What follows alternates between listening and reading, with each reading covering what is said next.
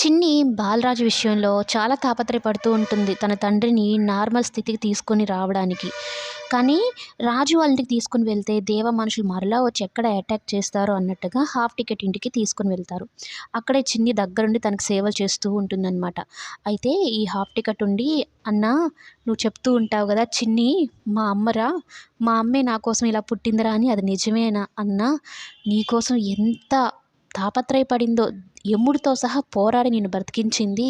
నువ్వు కోలుకోవడం కావాలన్నా, నువ్వు మరలా మునుపటిలాగా ఉండాలన్నా, వదినమ్మని నిర్దోషిగా నిరూపించి మీరు ముగ్గురు సంతోషంగా ఉండాలన్నా" అని చెప్తూ ఉంటే కళ్ళనీళ్ళు పెట్టుకుంటాడు. ఎందుకంటే మాట్లాడలేడు కదా!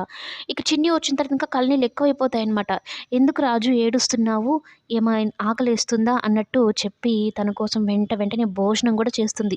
ఇవన్నీ తనకి చాలా కష్టమైన పనులు. చిన్న వయసే కదా! వంట చేయాలన్నా, ఒక మనిషిని, అందులోను బెడ్ మీద ఉన్న మనిషిని చూసుకోవాలంటే పెద్దవాళ్ళ వల్లనే కాదు. అటువంటిది చిన్న అమ్మాయి అనమాట. ఇక వండి తనకి గోరుముద్దలు చేసి పెడుతూ ఉంటే మనసులో అనుకుంటాడు. పైకి చెప్పలేడు కాబట్టి, "నిజంగా మా అమ్మవే నువ్వు. నా కోసమే తిరిగొచ్చావు. నేను మీ అమ్మని బయటికి తీసుకురావడం కోసం ఆ దేవతో మాట్లాడదామని వెళ్తే, ఆ దేవ ఇలాంటి పని చేశాడు.